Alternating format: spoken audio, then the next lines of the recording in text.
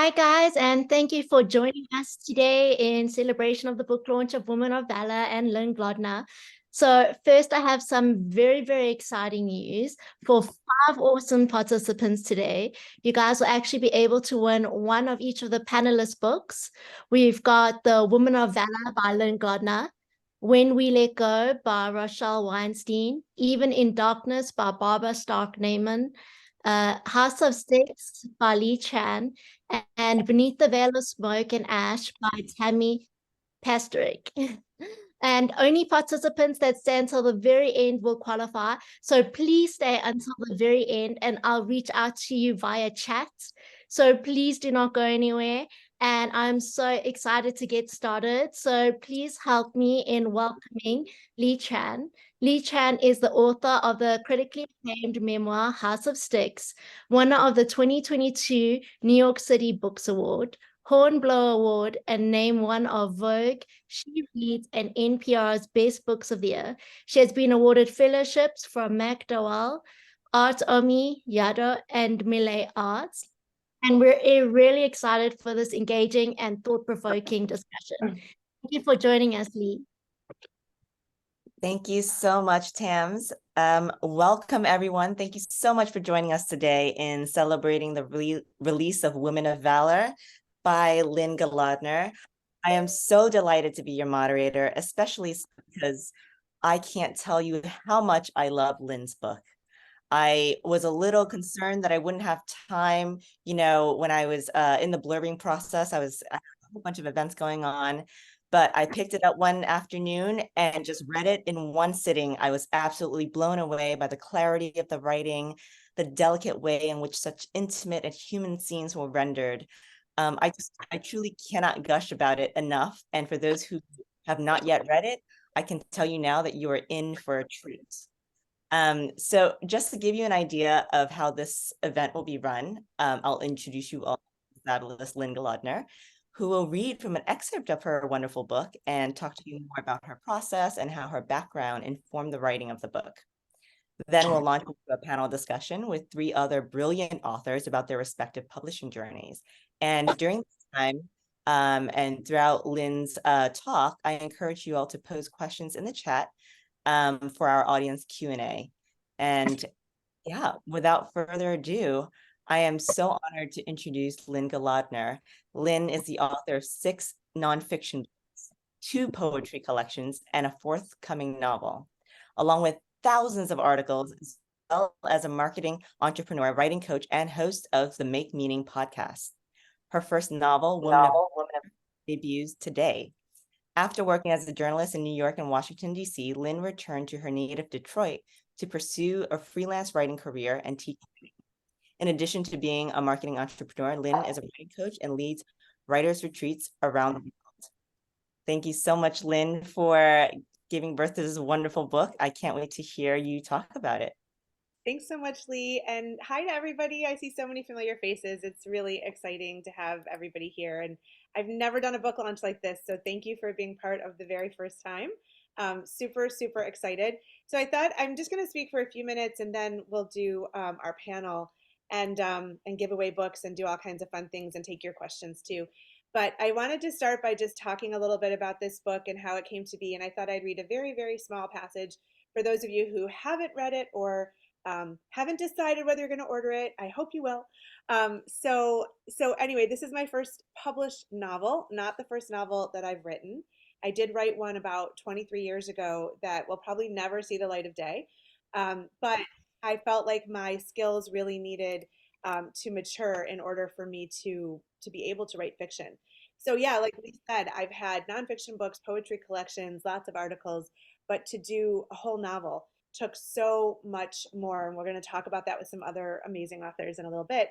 But when I started writing Women of Valor, it was 2011, and I wrote 60 pages and it sort of stalled. I didn't know where it was going to go. And I put it aside for 10 years. And so then when I came back to it in 2021, I I liked the bones of the story, but I think that it needed a total overhaul.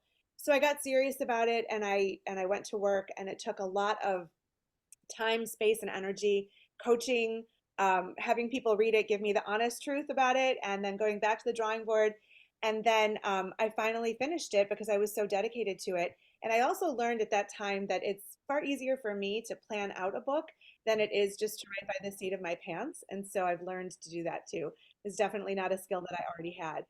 And so with Woman of Valor, I was hoping to put a book in the world that told a story of love and purpose and happiness, but also had some questions, some challenges along the way. And I chose to show an Orthodox Jewish character who chose to become Orthodox, like I did many, many years ago, but decided to stay or wanted to stay because she loved it so much.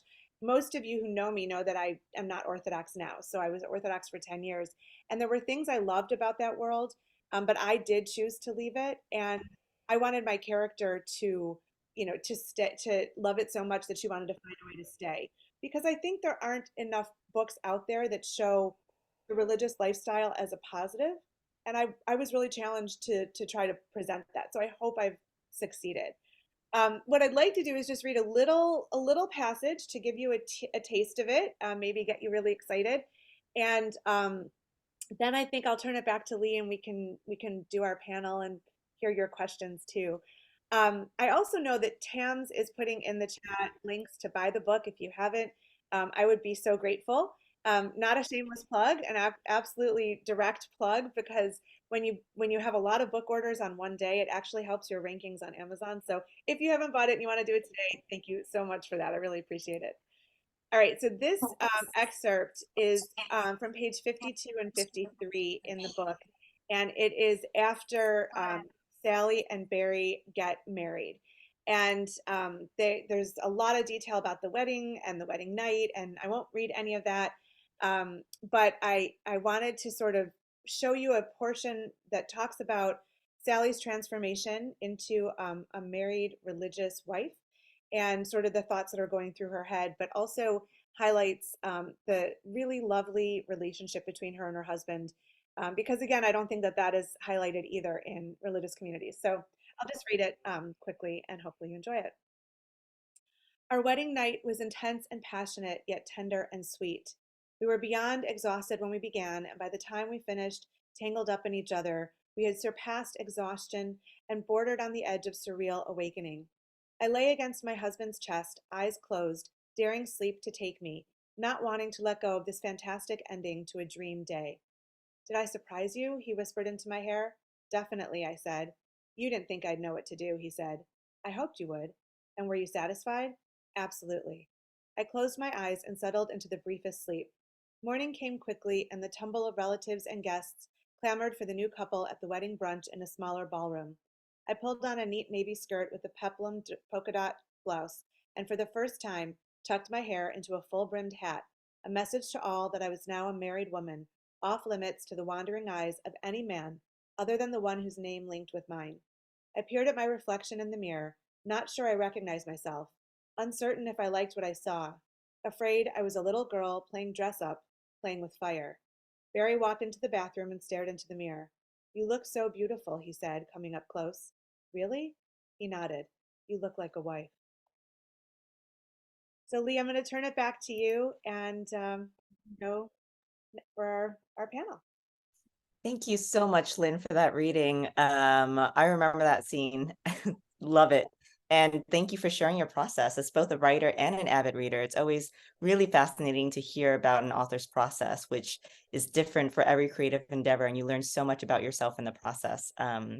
So yeah, I'm thrilled to introduce all of you to our other panelists, three also very brilliant authors, starting with Rochelle Weinstein, who is the USA Today and Amazon bestselling author of several novels, including When We Let Go, This Is Not How It Ends, and Somebody's Daughter. Rochelle spent her early years always with a book in hand, raised by the likes of Sidney Sheldon and Judy Blume. A former entertainment industry executive, she splits her time between sunny South Florida and the mountains of North Carolina. When she's not writing, Rochelle can be found on Miami's NBC6 in the Mix, sharing book recommendations, teaching workshops at Nova Southeastern University, hiking, reading, and finding the world's best nachos. She is currently working on her 8th novel. Welcome, Rochelle. Then we have Tammy Pasterik, a native of Western Pennsylvania. Tammy Pasterik is the author of Beneath the Veil of Smoke and Ash, a historical novel inspired by her Eastern European immigrant ancestors. She began her career as an investigator with the National Labor Relations Board after graduating from Penn State University, and later studied German language and literature at the University of Delaware. She discovered her passion for writing while staying at home with her 2 children and is currently working on a thriller. She lives on Maryland's Eastern Shore with her husband, children, chocolate Labrador retriever, and a very bossy Frenchie. Welcome, Tammy. Thanks for being here with us today. And finally, we have Barbara Stark-Niemann, who is the author of award-winning novels, Even in Darkness and Hard Cider. She lives, writes, cycles, swims, does fiber arts and gardens in Ann Arbor and Northport, Michigan. Even in Darkness is historical fiction based on a family story in 20th century Germany. Hard Cider, contemporary fiction, is set in northern Michigan, and her current work in progress is a 17th century European coming-of-age refugee story. You can learn more at www.barbarastarkniemann.com. And I encourage you all to check out these books, check out these authors, and keep reading. Okay. Well, thanks again. I'm so honored to be in conversation with you all.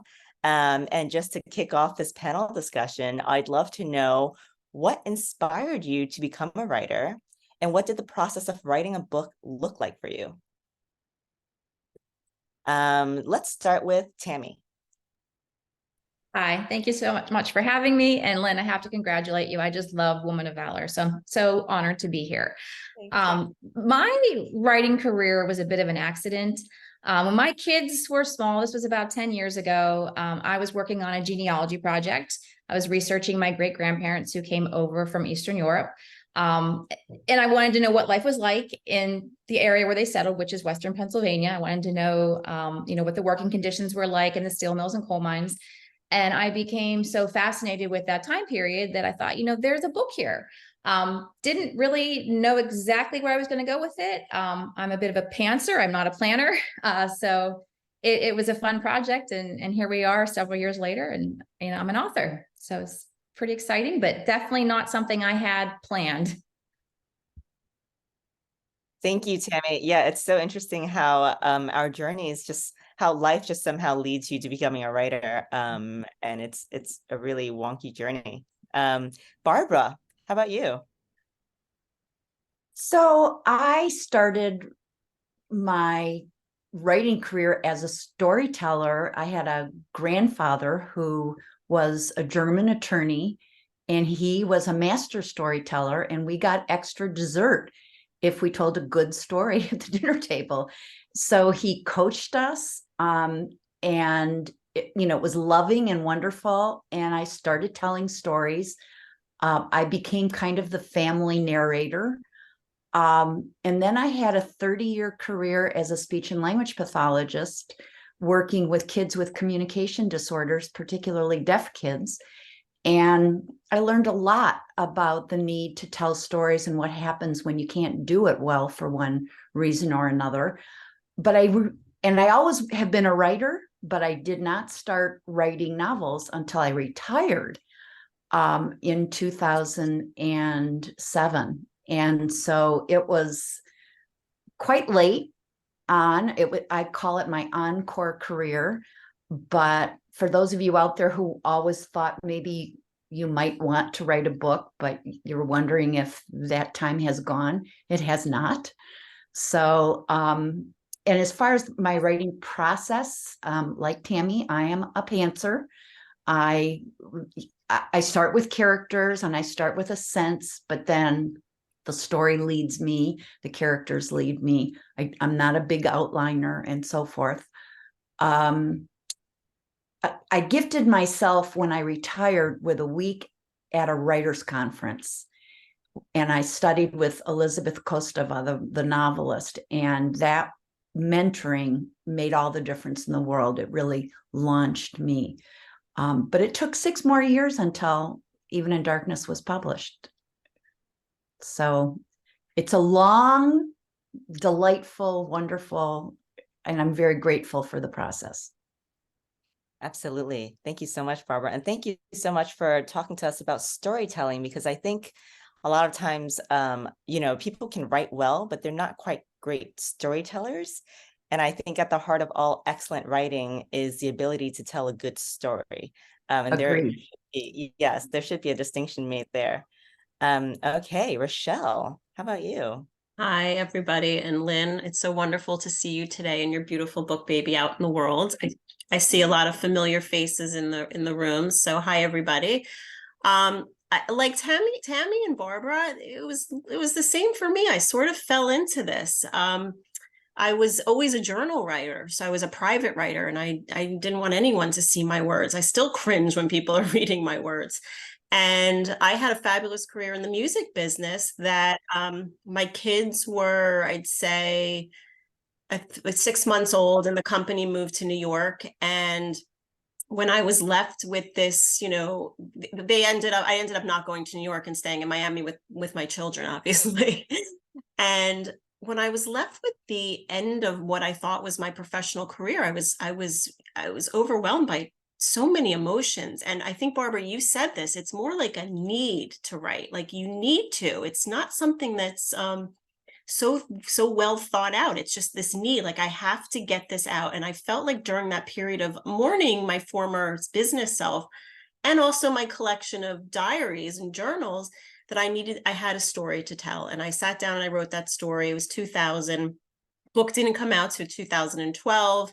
Anybody who knows my story, I'm very, very, very open about my story. I've self-published my first two books. The first hit the USA Today bestseller list. Then I went on to find an agent in a publishing house. And my point is, when we say process and we talk about everyone's paths, they're all different. And I think the one thing that Barbara and Tammy, we all have in common, now Lynn, is the never giving up piece. You have a goal, you see it through, and everybody's path to publishing is different and unique. So wherever you are in your writing stage or your publishing stage, I encourage you to think outside the box and do what works best for you as a writer. Thank you, Rochelle. And certainly thank you for sharing about sometimes how long this process takes, and you just have to push through it. My own process, I'm a little different from you all in that I'm a memoirist. So my first book was about my life, and it started, I think, when I was in the 9th grade. Part of my story is that I couldn't see the board in school for a very long time. And my father refused to get me glasses because he was a former POW in the re-education camps of Vietnam. And so he was plagued by the symptoms of PTSD. He thought that glasses were a government conspiracy to take away my eyesight. So I could not see the board in school for about 10 years. And I remember English was the only class that I could do well in, because I could hold a book up to my eyes and read that way. And the first book I ever read that made me cry was The Bluest Eye by Toni Morrison. If you haven't read it, I highly encourage you all to check it out. But it was a book about a little Black girl who yearned for a pair of new eyes, blue eyes, because she thought that it would, make her be deemed worthy in society's gaze. And here I was, a little girl yearning for a pair of new eyes myself. And so I found so much of myself in this book, and it gave me the courage to tell my own story. Just in case there was some other little girl out in the world, some other little boy who needed their story to be told, or who needed to see their story represented on the page. And so that's how I came to writing, and what inspired me. And my process was also really topsy-turvy, had no idea how I would get there. It took me 7 years to write my book. And you can imagine what a harrowing process it is when you're kind of dealing with a lot of trauma in your life. But like Rochelle said, you just push through it, and there is light at the end of the tunnel. And it's such an incredibly gratifying experience to hold your book in your hands for the first time. So yeah, thank you. My second question for you all is to talk a little bit more about your respective publishing journeys, the route you ultimately chose and why. I know there are all these different ways to be published. There's self-publishing, there's hybrid publishing and traditional publishing. And I know each one of us has had a very different journey. So let's go with Tammy. How did you get published? What did you choose?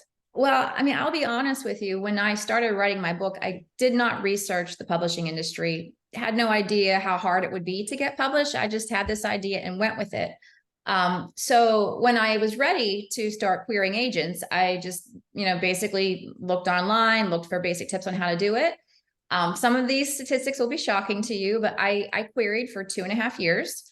And over that time period, I think I queried close to 100 agents and came really close to getting an agent, maybe about 4 or 5 times. And it was a really worthwhile process because, had I just decided, you know what, I'm just gonna go to Amazon and self-publish this book and hit send, it would have been unfortunate because my book needed a lot of revisions and a lot of editing. And so during that querying process, I would send my novel out in chunks, or I would call them in tranches, where I would send, 10 requests out, or 10, whatever you want to call them, queries. And I would get feedback each time. And so over the course of 2 years, my book became so much better because I had so many eyes on it. So it was a good process, but eventually, once I got a rejection after 2 years, I was like, this is just taking forever. And there are so many barriers to traditional publishing that I had a friend who actually said, well, have you checked out She Writes Press? And I had never heard of them. I had no idea what hybrid publishing was.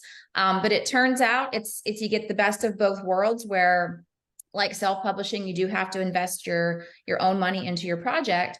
But the upside is you have somebody to hold your hand. She Writes Press has, cover designers. They have people who do the interior layouts. They have proofreaders. They have editing services, which costs a little bit more. But it ended up being a very good fit for me, and that my book got out in the world and I didn't have to try to figure out self-publishing because that seemed very daunting.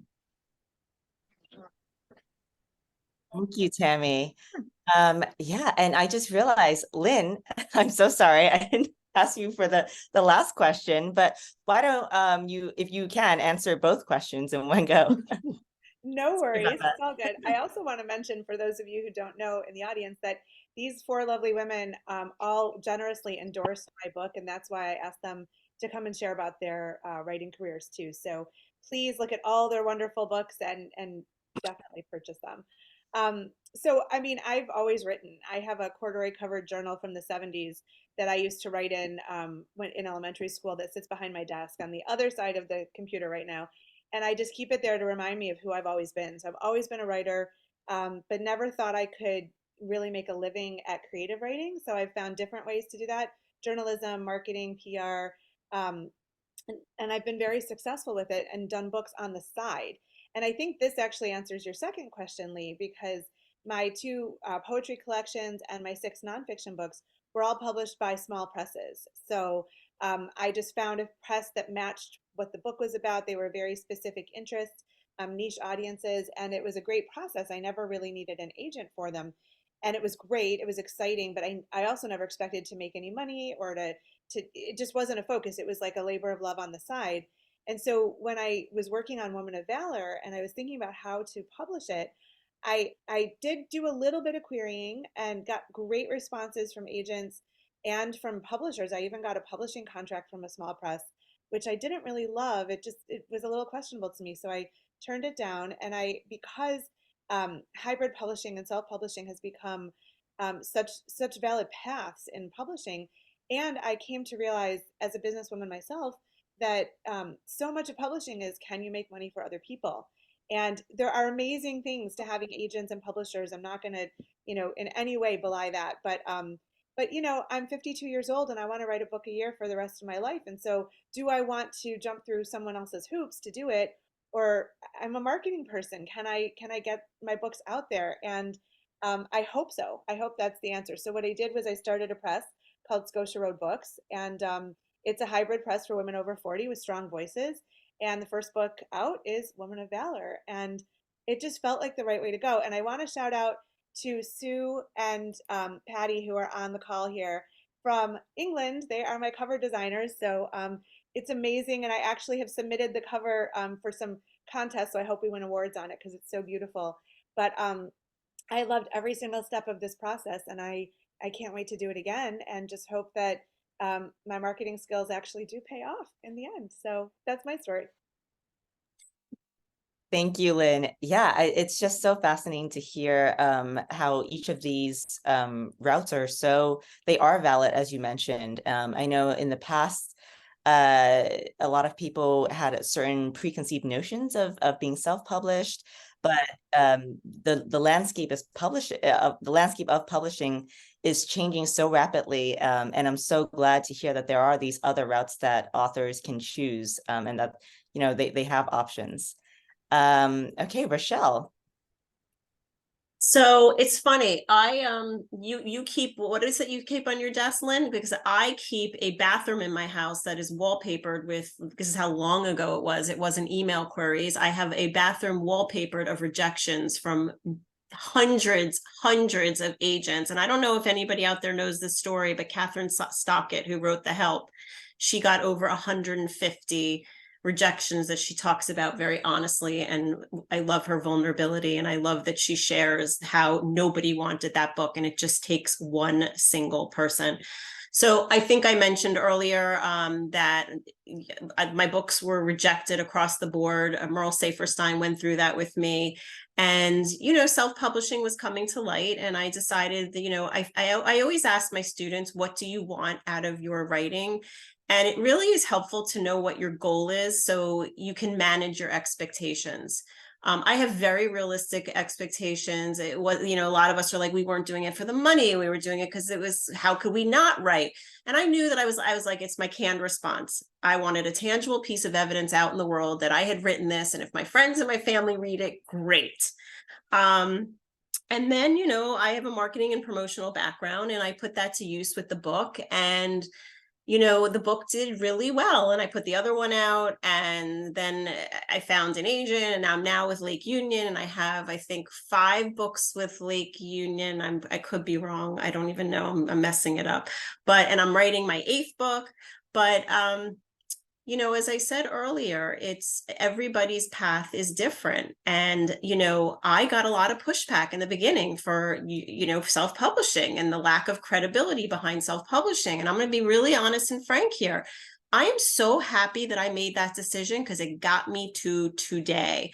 My path wasn't a straight shoot. Not everybody's path is a straight shoot. So I'm going to say it again, trust your gut, choose a different door, choose a different path. You are following your process, and your process is different from other people. Absolutely, Rochelle. I wholeheartedly agree with that. Barbara, how about you? She's muted. Barbara, you're muted. There we go. Sorry.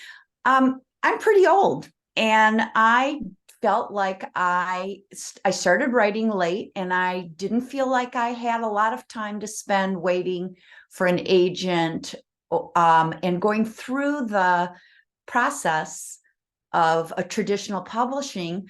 I also queried, I got asked quite frequently for a full manuscript, which is always a good sign, got great feedback. I started winning contests.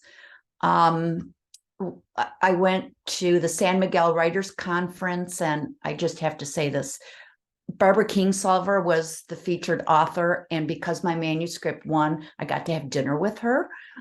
So that was a really cool thing. And it just gave me courage to think. My first book was a family story that is a very, very unusual, doesn't fit into a good category, Holocaust story. It violates a lot of norms, and I got a lot of attention, people saying, oh, we can't sell this book because it just crosses boundaries. And I thought, it's because it crosses boundaries that this book needs to be out there. The story needs to be told. And it goes back to story. I wasn't willing to give up on this story. So I, like Tammy, I ran across She Writes Press and our publisher, Brooke Warner, and it was the perfect combination. I did not want to do the learning curve of self-publishing, because I didn't feel like I had all the skills I needed. And yet I wanted control over the cover. I wanted control over the content. And I wanted to make some money. If I was going to invest money, I wanted to have some of the proceeds. And hybrid publishing allows you to have a much larger percentage of royalties. So economically, it made sense. And I just love what Rochelle said about really understanding what your goals are and what your expectations are. And I started by having the expectation that I would print 50 copies of the book and hand it to my family and my children. And then when it started to get recognition and it kind of took off, I went, no, I want this story out there. So then I really went full throttle. So yeah, and I also agree with what Rochelle said about everybody's journey is a different one. But I was really, really pleased with the choice that I made, and it's worked well given my goals. Thank you, Barbara. I absolutely agree with that. And just to round it out with my own publishing journey, so I was actually published traditionally. And it's a crazy story because I was in my second to last year of college, and I was writing, and I thought maybe I could send, I was majoring in fiction at the time, because I was hoping to one day write a novel loosely based on my life. And I, on a whim, took a nonfiction course. And the professor, Saeed Serafazadeh, was so incredibly enthusiastic about the craft, such an excellent professor, that I thought, why don't I send him a little bit of my writing and ask for his thoughts? So I did so, and he tells me, I can't read this. This is a seminar, not a workshop. But why don't you come to my office hours and tell me your goals as a writer? Which I did. And, I show up with my pages in hand, and I said, can you read my writing? And he said, no, this is a seminar, not a workshop. I'm serious. But, what do you want to work on? And I said, well, a novel loosely based on my life. I was a Vietnamese refugee, a nail salon technician. I was a child sweatshop laborer, all these different facets of my life. And he says, oh my goodness, Lee, that's a really interesting story. I get my nails done from time to time, and I often wonder about the lives of these nail salon technicians. You should keep writing. And I thought, okay, I mean, that's wonderful feedback. He's really a champion of my story. I go home, I think nothing of it. The next day, his agent emails me and says, dear Lee, your professor forwarded us your pages. Here's a contract. We would love to represent you. And so, I was so green at the time. I had just starting out as a writer. I didn't even know that writers needed agents, what an agent was. I thought somebody had hacked into his email address and, found my email. So I called him. I said, what is this? Is this a scam? And he said, no, that's my agent. I can't believe she read your pages that I forwarded her. So that's how my journey began. And, there are pros and cons about traditional publishing. And I love, Barbara, that you mentioned wanting full control over your cover, which, you don't really have that. So in traditional publishing, you have some degree of control, but not always. So I'm so grateful to have had this experience, had this opportunity to get my book out into the world the traditional way. But I just love hearing you all share your stories with the different routes, because maybe for my next book, I might choose hybrid publishing or self-publishing as well. So, and yeah, let's just dive right into the audience Q&A, because there are some really wonderful questions here. For the panel, did you choose your various genres of writing in advance, or did the content inspire your genre? Or was there another reason that drove your writing genre? So this is from Mary Beth Halprin. All right. Lynn, how about you? Yeah, so I think one of the themes in my writing all along has been questions of identity, definitely being Jewish and belonging to the Jewish community. And when I was trying to develop my author brand, and so how people would know to interact with me and what I offer as a writer, I wanted that to be a huge part of it. And so, yes, Woman of Valor is about an Orthodox Jewish woman. It's very Jewish in focus, although lots of my non-Jewish friends, many of whom were on the call, have really enjoyed the book too. So that felt really good. But like my next novel, which I'm knee deep in revisions on right now, Judaism and Jewish identity is part of it, but it's not as deeply. The characters aren't Orthodox like in this book. It's there's so much more to it, and so for me, I knew it would be fiction. I sort of back-ended into women's fiction, I guess, as a genre, and because it's mostly focused on women characters and their relationships. But I was told by one reader and mentor of mine that Woman of Valor is suspenseful, and I did not think it was a suspense novel. So that's really cool too.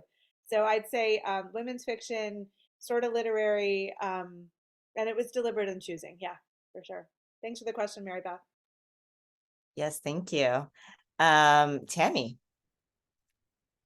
about you? So as I mentioned before, my book started out as a genealogy project. So, it was meant to be historical fiction. My grandparents or my great grandparents lived in Pittsburgh in the early 1900s. And I tend to read mostly historical fiction. I mean, I dabble in a little bit of everything, but that's the genre that I go back to the most often. Like I'm a history buff. I think maybe I should have been a history teacher sometimes.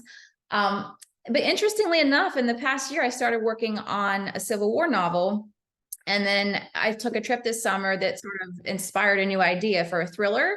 I've never written a thriller before. The one thing I like about it is that the research is not as cumbersome, because when you're writing historical fiction, you are thinking about every single detail. Like for instance, when I wrote Beneath the Veil of Smoke and Ash, I had to be very careful about timepieces. When did people start wearing wristwatches? When did they just have pocket watches? It's those little itty bitty details that sometimes will send me on a deep dive down a rabbit hole on Google, like where I will spend hours researching the minutia that most readers are not even going to notice.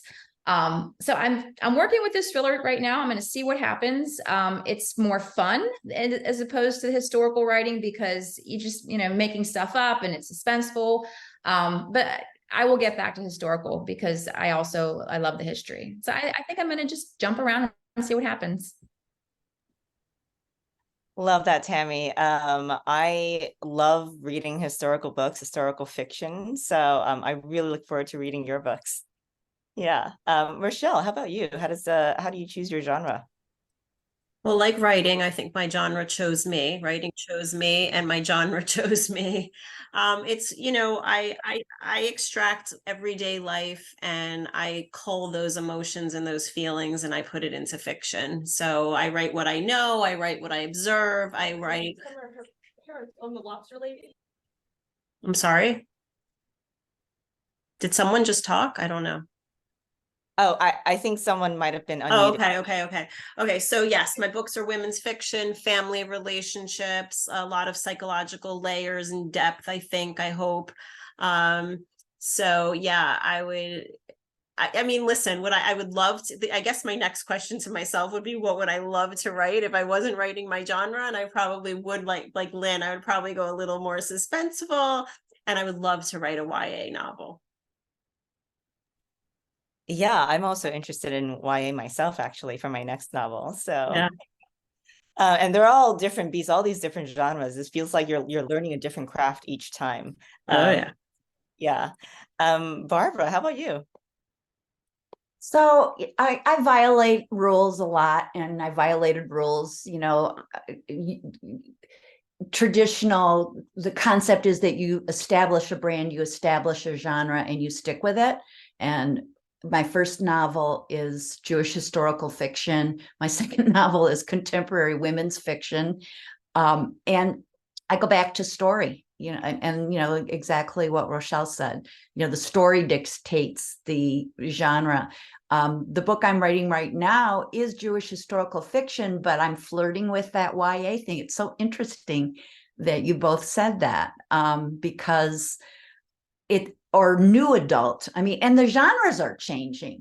So when I taught 7th grade 100 years ago, YA was very, very different than what is considered to be YA today and, new adult fiction. I don't actually pay much attention to that until it comes time to start marketing. And, there are people who really write to the audience. They know who their audience is before they start the book. And I write the book and then figure out who the audience is. Love that. Thank you for sharing, Barbara. Yeah, I love that. Just all these different genres, especially, that we're all thinking about how to enter these different genres, and it takes a great deal of courage to learn it. And I love that you kind of figure it out as you go along. For me, I mentioned that I had majored in fiction, and it was my agent who convinced me to turn my book. It was a novel originally.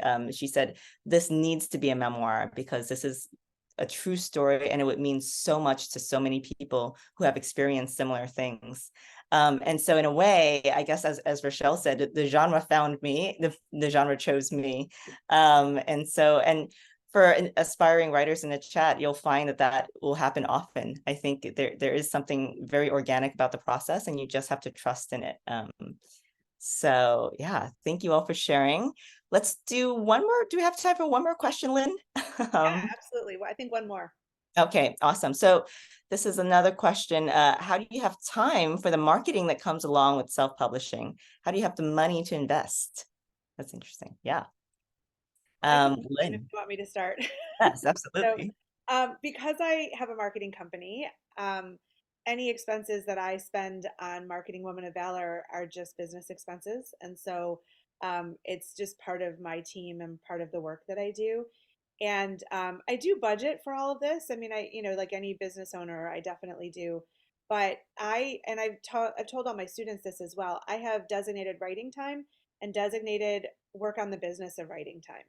And so roughly my schedule is 5 mornings a week, Monday through Friday, I write. I try not to do any work on Saturday if I can avoid it.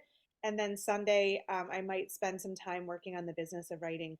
Now, that said, I probably weave it in at different times during the week if I can, not in the morning. I never do morning writing and business at the same time because they're different energies. But especially when you have a book launching, like there's a lot more than just Sunday that you're going to spend on the business of it. But in normal months, I try to relegate it to a specific time period so that it doesn't bleed into everything else that I do. Great. I love that you have these two very distinct times of day that you work. And it's true, they are different energies for sure. Rochelle, how about you? Lynn basically like said my answer, but I am very particular about the time that I'm putting into this. And I wake up, I do some form of a stretching exercise, whatnot, and my hours all day are writing. I don't have little kids at home anymore. My schedules used to run all around the children. And now empty nesting has been very good to my schedule and my time. So yeah, I can write and I do have an accountability partner most of the time where I have an Excel spreadsheet and I have we share it on Google Docs, and we, our goal is 1,000 words a day, and we check in, and it's it's competitive, but it's motivating at the same time. Yeah, absolutely. It sounds like structure is really the name of the game here for really protecting our energy in order to do this. How about Tammy? Tammy, are you muted? Yeah. Oh, there we go. Sorry. My cursor was not working. So I don't have an empty nest yet. It's half empty. My son just left for college a month ago. So the past few years, my whole schedule was dictated by their activities because they're both athletes and we're always on the run.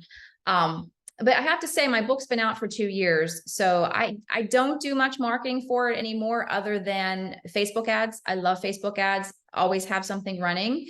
But that first year after my book came out, it was constant. Like I was doing podcasts and trying to figure out the keywords on Amazon ads. I don't know how many of you have fiddled with that, but that's a pretty daunting project with Amazon. But for me, it's I try to squeeze in, the marketing when I can. I enjoy the writing so much more. So I have to say I'm probably not the best book marketer because I would much rather write. But as of right now, like I'm more focused on the writing, and those Facebook ads are just kind of on automatic and they do their thing. But obviously my book is a little bit older now. Excuse me, but I realized I didn't say, I want to just add something to this because I was listening to, I was dealing with the scheduling part, but to be an author, you have to be a full-time marketing guru. And a lot of writers and authors don't know that going into it. It is a huge job. And there's the misconception that the publishing houses, I see Tammy's, everybody's going, yeah, that the publishing houses are doing all this for you, and they're not. They are typically doing it for the top 1%, and you have to work your bottom off to get your book out there. So it is a ton of work on top of the writing. Sorry to. No, actually, Rochelle, like I so agree with you. I wish I knew that going in, because I published with a traditional house, and I thought, oh, they'll just do the marketing for me. And that did not happen at all. And I'm a deeply introverted person. Marketing is so antithetical to who I am, as I'm sure many of you will agree with me as writers. But it is a full-time job, and you just have to, you either have to really lean into it, or like me, I just don't do any marketing because it's too much for me. So there's also that route too. I'm not sure I recommend it though. Barbara, how about you? Yeah, I mean, I have the only thing that I have to add to what I agree with that the others have said is that I have a very, very full life outside of my writing life, and I never have been able, nor, I mean, I wish that I could devote myself 8 hours a day to writing. I would, at this point in my life, I would love to do that. I can't do that with, the rest of my life. So I simply have chosen to do the things, A, that I have the skills for, and B, that I enjoy. So I really enjoy doing book events, library events, book clubs. I love going to book clubs. And I rely on those. I rely on those events and a limited amount of Facebook ads and so forth that I know how to do and that I'm willing to spend the time doing. But it is a choice, and it does have consequences for, I know that if I spent more time on marketing, I would sell more books, because every time I do sell more books. But again, it's a life balance issue, and it's the extent to which you make those choices based on who you are and what your life is like. I wanted to echo that, if you don't mind, Lee. Somebody was asking in the chat about how do you learn marketing, and there are so many ways. And of course, I coach writers, but I just came back from the Women's Fiction Writers Association conference in Chicago, and I want to give a plug out for that organization and others where you meet people who can help you with those resources.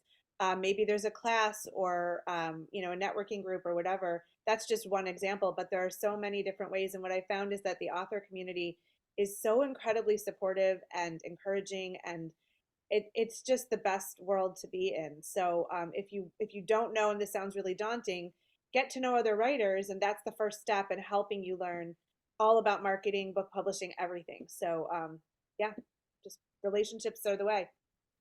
I'm going to jump on that. And Tammy, I think you might agree with me. There is a community of women writers around our publisher that is so supportive and so helpful in exactly the way that Lynne just described. And, the best thing you can do is get to know Lynne Golodner, because she is a guru. So it's, but yeah, that the sense of community, so that you're not feeling like you're in this by yourself and you don't know what you're doing, is really important. Yeah, I would agree with that. I think that was probably the best thing about She Writes Press for me. I had a built-in sisterhood, and now whenever somebody else has a new book coming out, I always promote it. I know that when my next book comes out, they'll promote mine. So, and it's true even across the whole author community in general on Instagram. you tend to make friends, and then we all just kind of help each other out. So that's really the nice part of it all. I agree. And, writing is such a lonely, isolating process that, when you finally come up for air and you have this wonderful community of writers and friends to support you, it's truly a beautiful feeling. So Yeah. absolutely. I want to say we now know who the book giveaway winners are going to be. Do you mind if I announce it, Lee? Is that cool? Not at all. Yes. Keep So going. these people who are on the call are going to win a book by one of the 5 of us. So if you could DM, I guess in the chat, me or Tams, your email, then we can get your address and send it out to you. So Ken Bernard, Darcy Cohn, Amanda Spites, Stacy Freed, and Blake Kimsey. So thank you to all of you, and I'll put those names in the chat. Send either me or Tams a message with your address and or email, and that's really exciting. So very excited. And any last thoughts, Lee or anybody? No, I wanted to add one more thing, because someone asked not just about the marketing, but about the cost. Like, how do you reconcile, the cost of either self-publishing or hybrid? And I don't know if this helps anyone, but when I decided to go with hybrid publishing, I said to my husband, I would, at this point in my life, gift myself with a very expensive trip to Europe if I thought that it would fill me up at this point in my life, and it would just, it would help me grow as a person. And that's what publishing this book is going to be like, a very expensive trip to Europe. And that's just kind of the way that I thought. I said, if you think we could afford to send me on a very expensive trip to Europe, then, can we do this? I love that. And I love that analogy. That's perfect. Me too. Yeah. Thank you so much. I so enjoyed being in conversation with you all. So much wisdom dispensed in this conversation, and I'm just here taking notes. So thank you. Congratulations, Lynn, for this incredible book. For those of you who've not ordered yet, please order. There are links sent in the chat. You are in for a treat. Such a beautiful book, beautifully written book, and fantastic story. And for those of you who are still curious about marketing, take Lynne's class. She's got an author brand marketing mastermind class. I see her on social media. I see her marketing the heck out of her book, and she's just incredible at it. So she knows what she's doing. Take her class.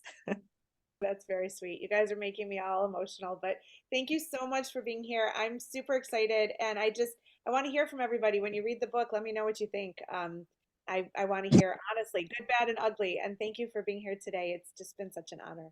Rochelle? And Lynn's not going to say this because it's the worst thing for an author to have to say, but write a review for her, please. Everywhere, Amazon, Goodreads, BookBub. It really helps an author. Yes.